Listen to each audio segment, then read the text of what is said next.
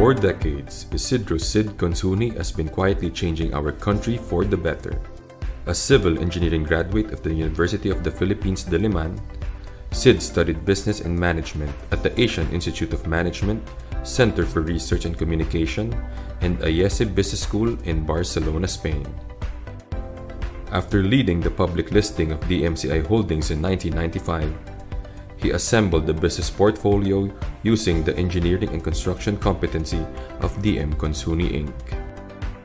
The DMCI Group's ability to move earth and mobilize resources has allowed it to build not just structures, but enterprises that benefit millions of Filipinos.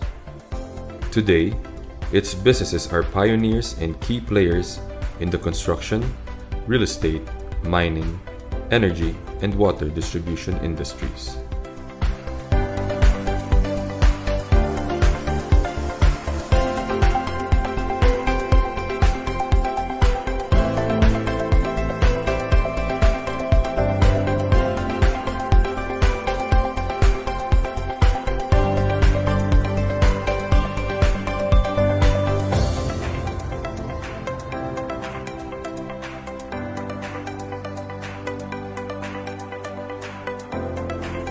Operating mostly outside Metro Manila, DMCI companies are among the biggest investors, employers, and revenue sources in their host communities. The decision to invest in rural areas is as much a personal initiative as it is a corporate one.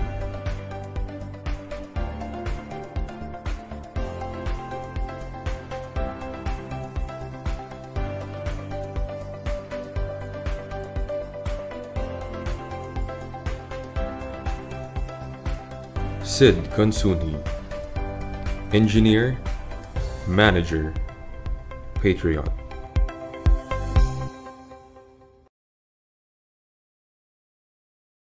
Good afternoon, everyone. I have a confession to make. When I learned I was going to be nominated to the MAP Management Man of the Year award, I asked that I could be withdrawn from consideration. I don't think I have done anything extraordinary to deserve the nomination. You see, Wasisip, Cesar Benaventura, Cesar Virata, and my dad were my real-life heroes. Growing up, I witnessed their brilliance, passion, and love of country. I saw how they shaped their profession, championed progress, and made life better for others. In my mind, they were in a very different league altogether. So imagine my shock when I received a call from Cesar Benaventura telling me I was this year awardee. So if my father was here today, I'm sure he would laugh and say, "Parang nangyari yan eh, kamote yan eh."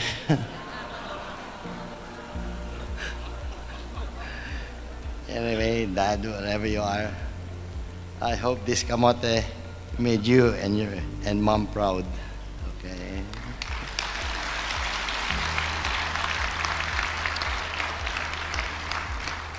Ladies and gentlemen, some people see life as a series of moments. For me, being an avid reader, I see it as a book with blank chapters. You know? You pen your own story and hope in the end it's one worth reading and retelling.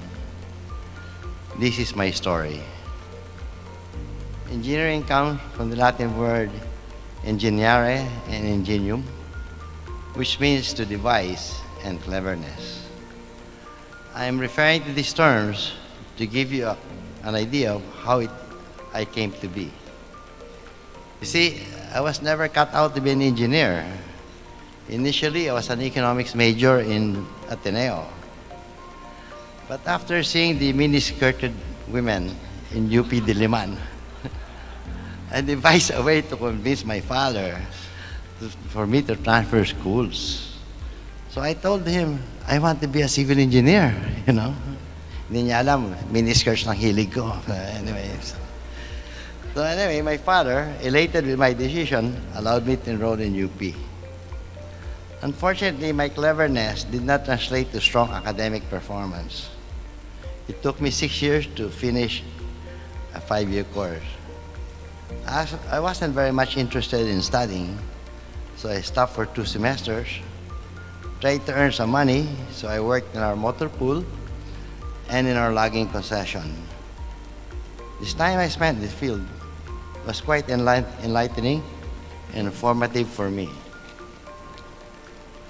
At the age of 18, I learned to deal with difficult employees, angry suppliers, and tough customers. Just as crucial, I discovered the importance of productivity, efficiency, and cash flow in running a business. This was my first experience in managing a business. Eventually, I went back to UP to finish my degree. I also took up my civil engineering board exam to please my mother. As a firstborn son and second of 8 children, I had more than my share of tender and loving care. May kasamang palo at sermon. So, I was a handful growing up, and my father did his best to instill discipline in me. Many of you who knew my father and his remarkable work ethic. He was thorough, structured, and extremely hardworking. He lived and breathed construction, and his passion to build made him an industry legend. Even in his 90s, he would go around our construction site, meticulously drilling our project managers about their work programs. I saw construction through a different lens. To me, it was a business tool and not an end in itself. I was more interested in finding ways to leverage our technical background and to identify and maximize commercial opportunities.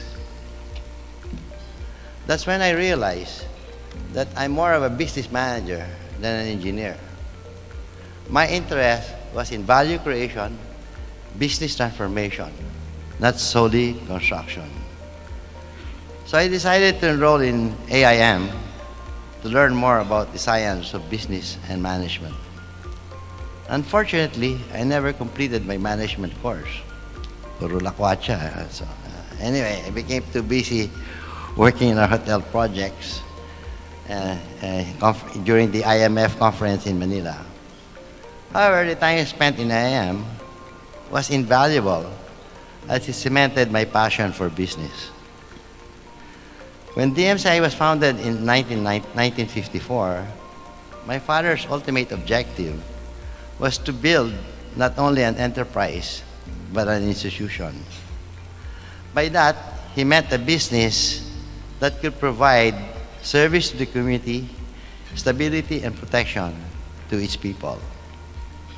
Fast forward 30 years, and still we were nowhere near that. Ironically, after completing the world's biggest palace, the Sultan's Palace in Brunei, the DMCI had to retrench many of its best engineers and workers because there was no work coming to it. At that time, the Philippine economy was in disarray.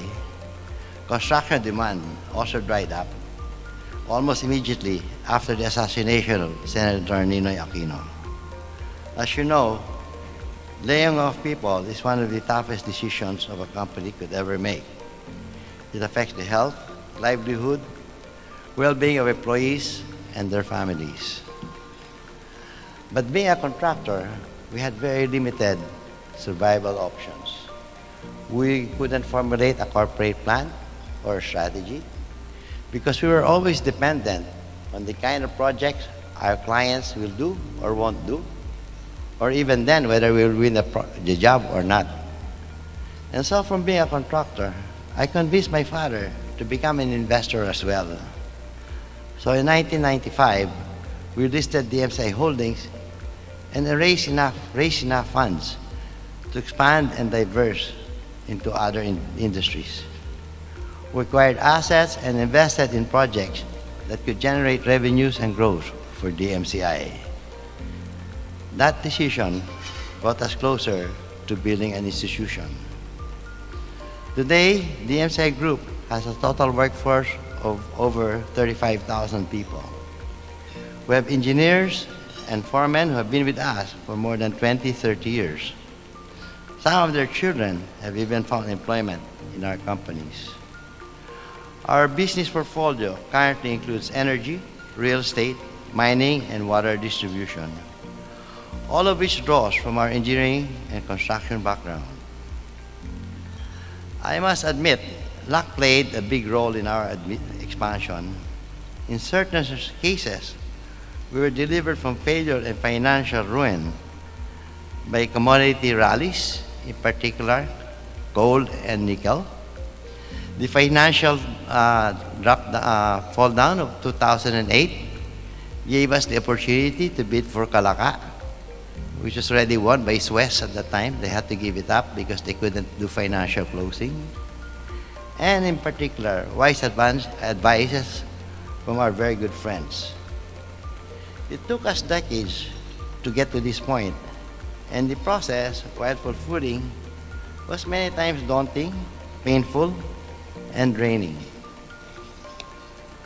Looking back, I can think of 3 galvanizing moments for the DMCI Group. The Asian crisis. A year into our listing, the Asian financial crisis happened. The whole country had no liquidity, and banks did not renew our short-term credit lines. To generate liquidity, we formed DMCI Homes to turn our idle lands into residential condominiums. Up to now, it has taken us 8 iterations before we got our 2-bedroom format right, because we knew very little about the real estate market. We were a bunch of engineers who tried very hard to become developers, marketers, and salespeople. I credit Freddie Austria and his team for making DMCI Homes a viable business and a market leader in its main product segment.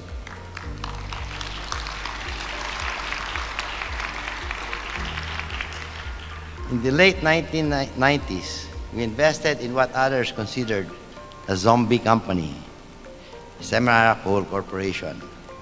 It was not only heavily indebted and hemorrhaging money, the product was so bad that it was rejected by the market. They even referred to it as Semirara Clay. To transform the company, we focused on raising production and improving quality. We changed our mining method from continuous mining to selective mining and put up a coal washing plant on the island. These initiatives allowed us to create new domestic and foreign markets for Semirara coal, and that assured the survival of the company. And today, our biggest profit maker, Semirara Corporation. It was my brother Victor and his Strata Lieutenant George San Pedro who spearheaded the transformation and rallied our people to embrace these changes. Because of this collective effort, Semirara Mining and Power Corporation is now the most modern coal mine in the country, accounting for over 96% of domestic coal production. Another galvanizing moment was our acquisition of Maynilad in participation with Metro Pacific of Manny Pangilinan.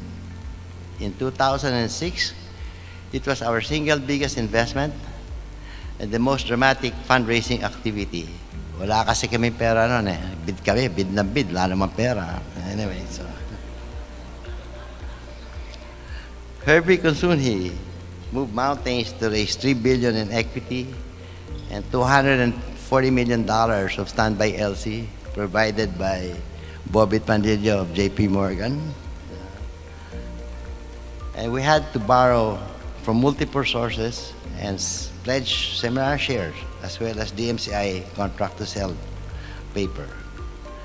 Knowing that we will lose our shirts if our joint venture failed, Herbie agreed to be the DMCI representative in Maynilad. Together with Babe Singson and Randy Estrellado of Metro Pacific, they did much of the heavy lifting to turn Maynilad around.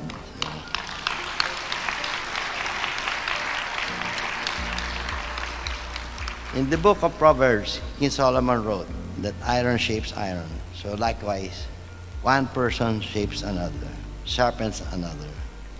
I've been very fortunate to be surrounded by these exceptional people who sharpened me to becoming the manager I am today.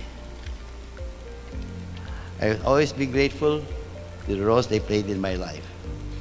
At this point, I would like to acknowledge a few more people who were instrumental in redefining the future of the DMCI group. My siblings, who support and work together with me in our public and private companies. Ate Jing, George, Lucy, Christina, and Dinky.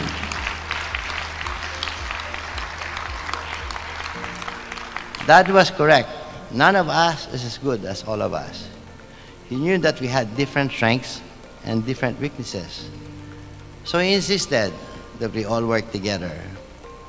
I'm glad we followed his advice. My parents, siblings, Victor and Nene, I wish you were here to share this moment with the rest of the family. Our board of directors, both past and present, for their invaluable time and wisdom. Their guidance over the years has made our family better stewards and managers. I would particularly like to thank Cesar Benaventura, the first civil engineer of the DMCI.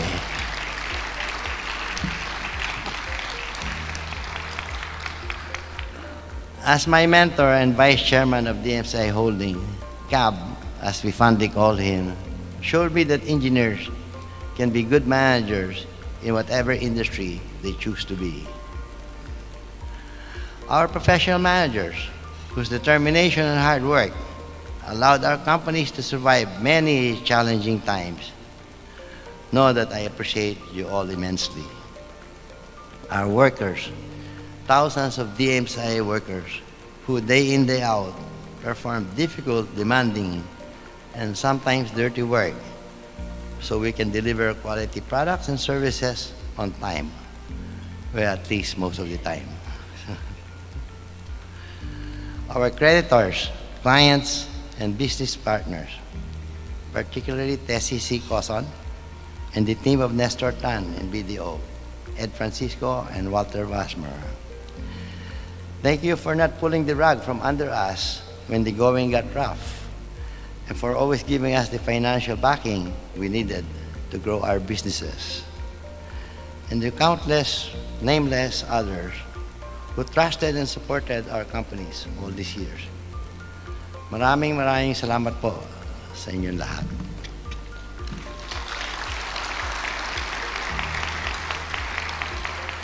My story is not yet done. I think I have enough gas in the tank to start a second career. In a few years, I may surprise all of you. With more idle time, I hope to foray into agriculture and create sustainable value in the countryside. But I think I've taken enough of your time.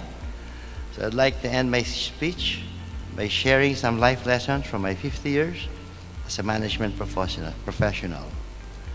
I hope these lessons will find their way into the consciousness of our next generation leaders and managers.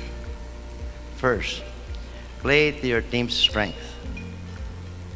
When we were building our business portfolio, we didn't have much financial strength. I had to be cautious in our investments. I would always ask myself, do we have the organizational competence to make up for our small balance sheet? As leaders and business managers, we need to have a clear understanding of our organization and what our people can do. I believe that self-knowledge and humility leads to better decision-making. That's pretty much the reason why we're not in hospitality or entertainment business. Di namin kayang umiti buong araw eh. Anyway, in 1997, we always strive for win-win outcome. In 1997, we issued preferred shares to raise 2.4 billion pesos for our expansion plan. Unfortunately, coal, construction, and real estate markets took a nosedive, and so did our profitability. We struggled to meet our payment obligation and caused us an uproar among our shareholders. It was Bobit Panlilio, then PCIB COO, who got us through that difficult time. Following his personal advice, we developed different repayment schemes and options to our shareholders.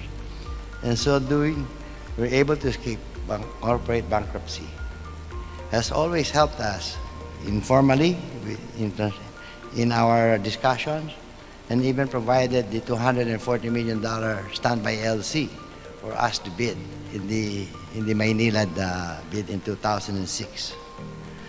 So, to this day, I remind our people in DMCI Group, when you invite people to a party, make sure everybody eats. So whether in business or in social gatherings, wala dapat nagugutom.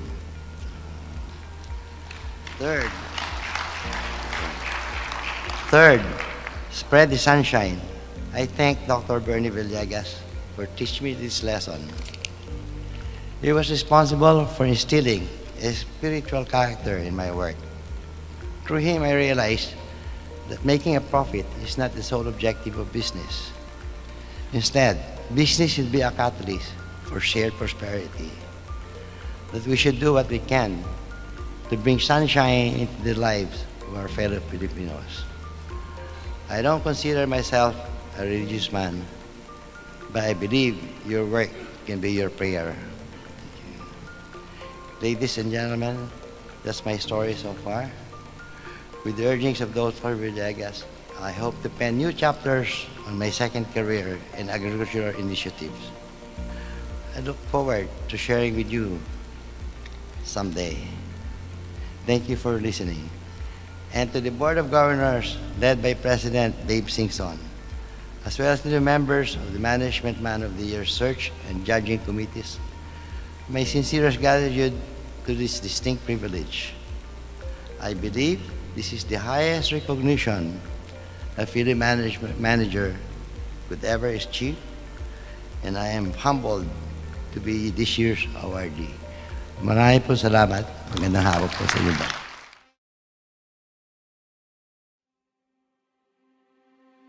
Today is indeed a very important day for MAP. We're not only conducting our annual general membership meeting, but we are also formally conferring the Management Man of the Year 2022 award to a person who is most deserving and well chosen for the recognition.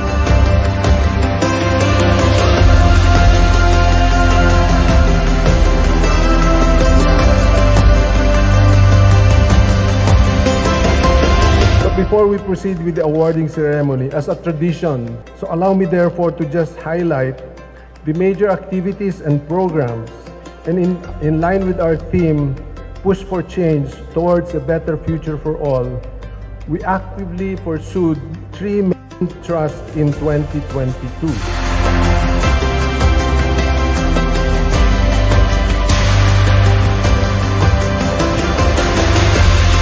MAP has presented the Management Man of the Year award for over 5 decades now to recognize outstanding achievements of any individual, whether he or she is a member of the MAP or not, who has exceptionally distinguished himself or herself in the practice of management.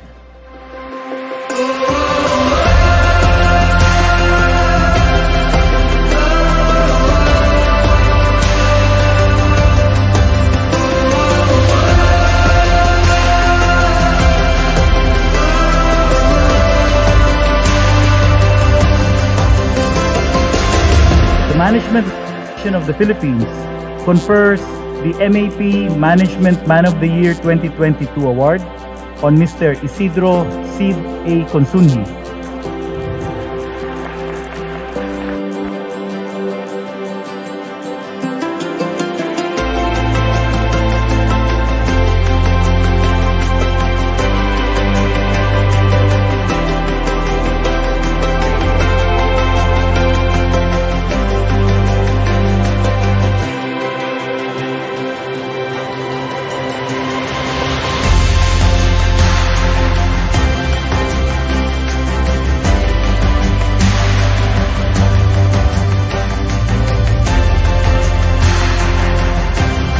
to esteemed members of the Management Man of the Year Search and Judging Committees, my sincerest gratitude to this distinct privilege.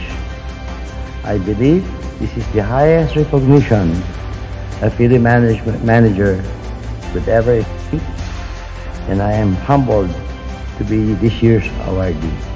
Maraming po salamat. Magandang